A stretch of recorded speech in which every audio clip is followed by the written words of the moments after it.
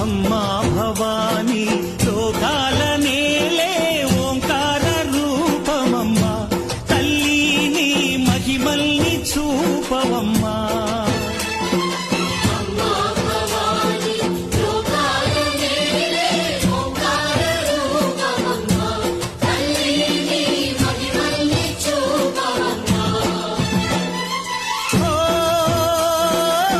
సృష్టికే దీపమా, శక్తికే మూలమా, సింహరథమే నీదమ్మా.